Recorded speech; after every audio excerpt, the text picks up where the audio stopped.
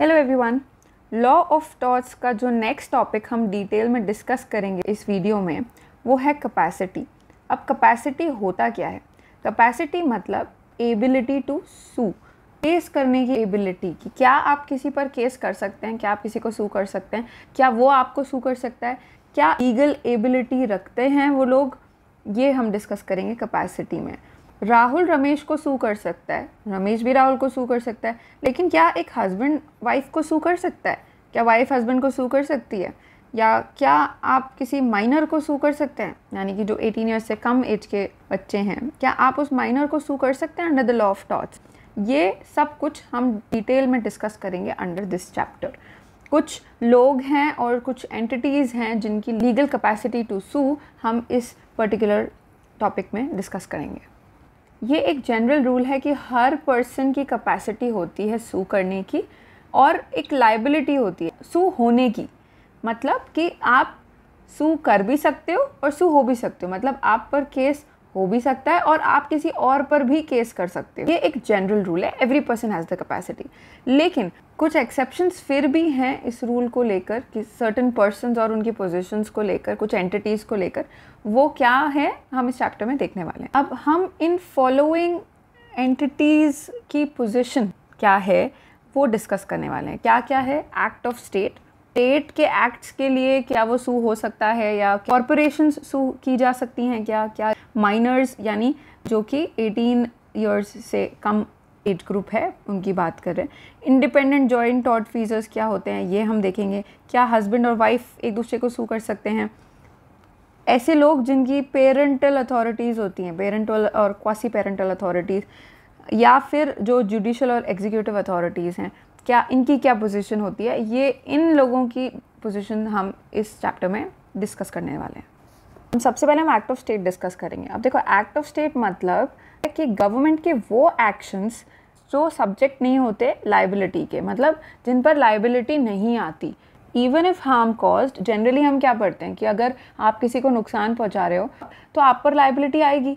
लेकिन यहाँ act of state मतलब कुछ गवर्नमेंट के ऐसे एक्शंस जिनकी वजह से आप गवर्नमेंट को लायबल नहीं ठहरा सकते टॉर्ट लॉ में, इवन इफ अगर हार्म कॉज हुआ हो। अब ये कौन से एक्शंस होते हैं? ये होते हैं स्टेट के सॉवरेन फंक्शंस, जैसे कि वॉर, जैसे कि फॉरेन अफेयर्स, इंटरनल सिक्योरिटी। ये सब जो मैटर्स हैं ये सॉवरेन फंक्शंस में आते हैं। तो all those acts done in the exercise of sovereign power in relation to one of the state is an act of state, and वो question नहीं किया जा सकता म्यूनिसिपल कोर्ट्स में, यानी कि लोकल कोर्ट्स में क्वेश्चन नहीं किया जा सकता।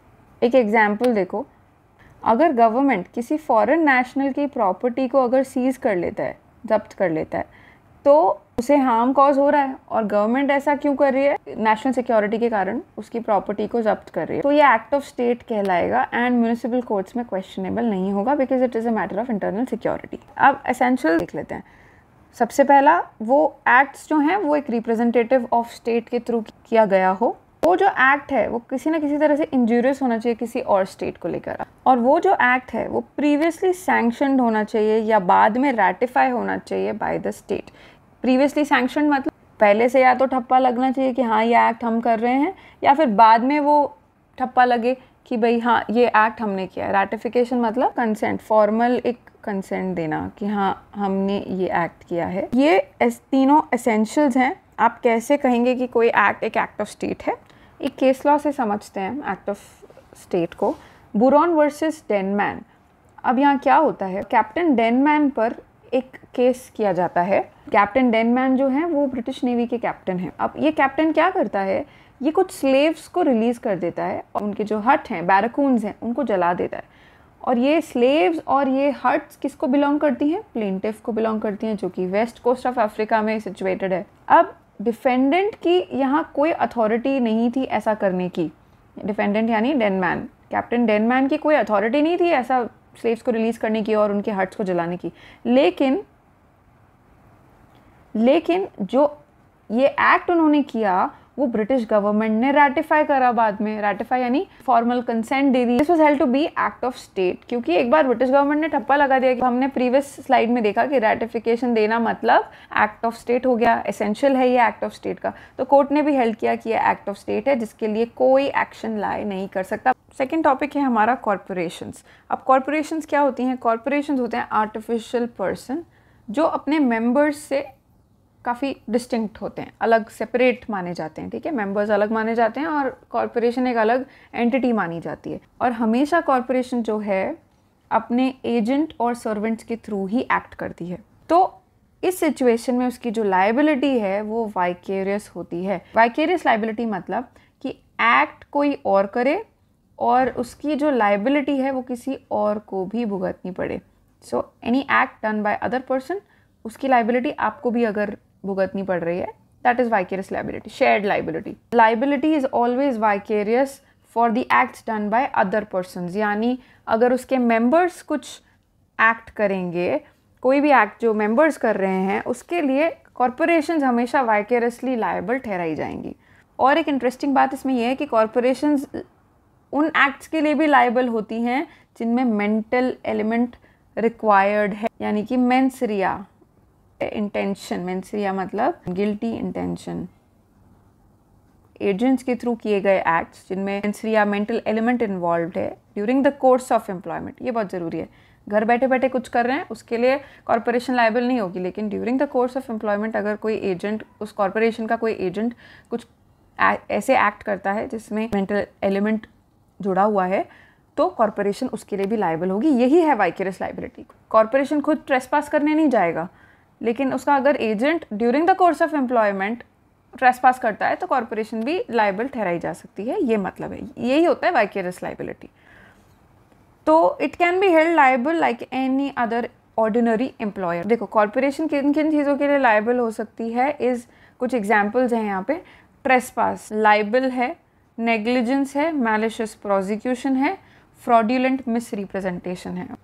थर्ड टॉपिक है माइनर। माइनर मैंने आपको बता दिया, any person below the age of 18 is considered as minor. Minor की जो राइट टू सू है, यानी दूसरे किसी और पे केस करने की, वो वैसी ही है जैसे किसी एडल्ट की होती है, लेकिन ऑब्वियसली थ्रू समवन, मतलब किसी के थ्रू वो केस कर सकता है। ये तो कैपेसिटी है उसकी, ये राइट है उसका। माइनॉरिटी जो है क्रिमिनल लॉ में एक डिफेंस है, पर under the law of torts minority कोई डिफेंस नहीं है, वो उसी मैनर में लायबल होता है जैसे कि कोई अडल्ट। ये बहुत ज़्यादा इम्पॉर्टेंट है। बच्चों के टॉर्ट के लिए पेरेंट्स की कितनी लायबिलिटी रहती है, तो जनरल रूल कहता है कि वो लायबल नहीं है, पेरेंट्स लायबल नहीं है, क्योंकि आप माइनर को तो खुद ही लायबल ठहरा रहे हो, तो पेरेंट्स लायबल नहीं है। लेकिन दो एक्सेप्शंस हैं इसके। क्या एक्सेप्शंस हैं?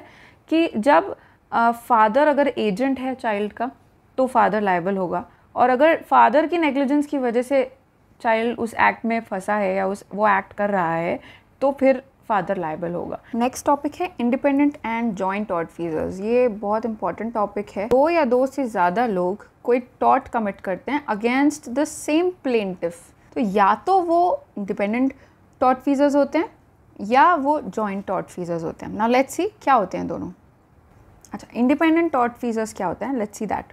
एक्ट्स ऑफ टू और मोर पर्सन्स एक्टिंग इंडिपेंडेंटली। नाम में ही है इंडिपेंडेंट, मतलब अलग अलग कैपेसिटी से काम कर रहे हैं वो लोग, लेकिन जो डैमेज प्रोड्यूस हो रहा है वो एक सिंगल डैमेज प्रोड्यूस हो रहा है। इनका कोई कोऑर्डिनेटेड या जॉइंट एक्शन नहीं है, बस एक सिमिलैरिटी ऑफ डिज़ाइन है। जिस पैटर्न या जिस डिज़ाइन से ये हो रहा है, दोनों का एक्ट जो हो रहा है वो सिमिलर है। एग्जाम्पल देखते हैं।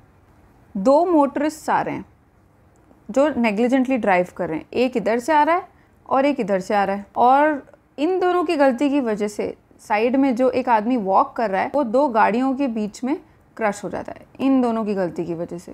तो यहाँ पर सिमिलैरिटी ऑफ डिज़ाइन दिख रहा है हमको कि दोनों मोटरिस्ट थे, दोनों ही नेग्लिजेंटली ड्राइव कर रहे थे, तो यहाँ हमको सिमिलैरिटी ऑफ डिज़ाइन दिख रहा है। लेकिन क्या इनका एक्शन कोऑर्डिनेटेड है, जॉइंट एक्शन है? नहीं, दे आर एक्टिंग इंडिपेंडेंटली। लेकिन जो डैमेज प्रोड्यूस हुआ है दोनों मोटरिस्ट से वो एक सिंगल डैमेज प्रोड्यूस हुआ है। क्या डैमेज?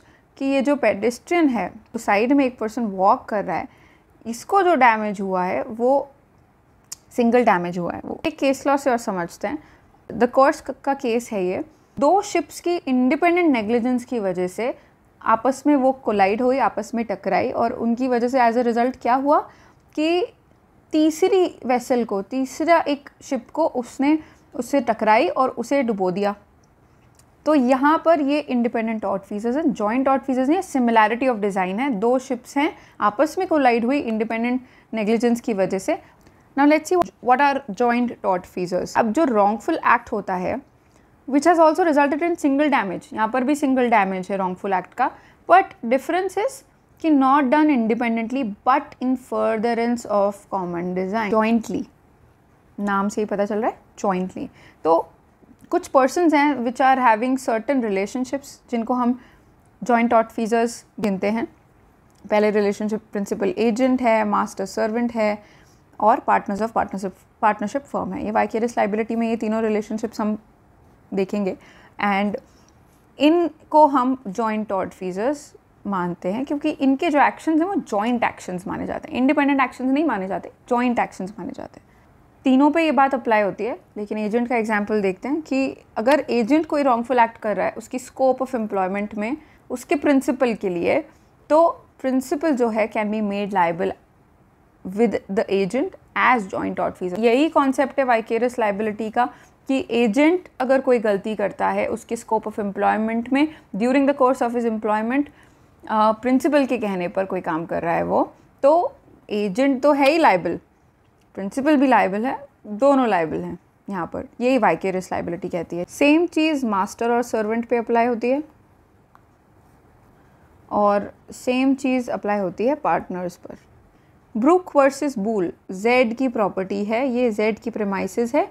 ए और बी जो हैं वो एंटर करते हैं गैस लीकेज ढूंढने। दोनों ने नेकेड लाइट अप्लाई करी गैस पाइप पर। As application resulted in explosion. A का जो एप्लीकेशन है उससे एक्सप्लोजन हो गया, ठीक है, और जिसकी वजह से जेड की प्रॉपर्टी को डैमेज हो गया। तो यहाँ पर दोनों गए थे ना साथ में, भले ही ए की वजह से हुआ हो, लेकिन यहाँ दोनों को हम जॉइंट टॉर्ट फीजर्स मानेंगे। इंडियन कोर्ट्स ने ना कोई डिस्टिंक्शन फॉलो नहीं किया है इन दो टॉर्ट फीजर्स के बीच में, इंडिपेंडेंट टॉर्ट फीजर्स और जॉइंट टॉर्ट फीजर्स के बीच में, जैसा कि इंग्लैंड में माना जाता है। इंडियन कोर्ट्स ने कोई डिस्टिंक्शन नहीं रखा है। तो इसीलिए यहाँ पर हम जब कोई दो या दो से ज़्यादा लोग रिस्पॉन्सिबल होते हैं कॉमन डैमेज के लिए, तो या तो वो जॉइंटली एक्ट कर रहे हैं या फिर वो इंडिपेंडेंटली एक्ट कर रहे हैं, हम उनको बोलते हैं कॉम्पोजिट टॉर्ट फीजर्स। क्या लाइबिलिटी रहती है जॉइंट टॉर्ट फीजर्स की? इनकी लाइबिलिटी होती है जॉइंट एंड सेवरल। अब प्लेंटिफ के ऊपर है या तो किसी एक को सू करे, उनमें से कुछ लोगों को ही सू करे, या उन सबको सू करे। ये चॉइस जो है ये प्लेंटिफ की होती है कि सू करना किसको है। जैसे मास्टर और सर्वेंट दोनों वाइकेरियसली लाइबल हैं, जॉइंट टॉर्ट फीजर्स हैं, तो ये प्लेंटिफ डिसाइड करेगा सर्वेंट ने जो एक्ट किया है क्या उसके लिए केवल सर्वेंट को सू करना है, केवल मास्टर को सू करना है, या दोनों को सू करना है। Each of them can be made to pay full compensation. Master ने कुछ नहीं किया है, एक्ट किया सर्वेंट ने, क्योंकि ये रिलेशनशिप को हम जॉइंट टॉर्ट फीजर्स के स्कोप में देख रहे हैं, तो मास्टर से भी फुल कंपनसेशन लिया जा सकता है। अब कई बार क्या होता है कि दो लोग इन्वॉल्व, चलो दो तीन लोग इन्वॉल्व हैं, ठीक है, लेकिन प्लेंटिफ सारा कंपनसेशन इससे लेता है, लेकिन एक्चुअल जिसने एक्ट किया है वो ये है और कंपनसेशन इसको पूरा देना पड़ गया। One joint tort feasor must indemnify the other, यानी एक्चुअल तो इसने किया था ना सारा एक्ट, सिर्फ और सिर्फ इसी से कंपनसेशन लिया प्लेंटिफ ने। तो ये जो गिल्टी टॉर्ट फीजर है उसको पूरी तरह से इसको कंपनसेट करना चाहिए, क्योंकि सारा लॉस तो इसने बेयर किया, इसने बेचारे ने कुछ किया ही नहीं था। नेक्स्ट आते हैं अपन हस्बैंड एंड वाइफ पर।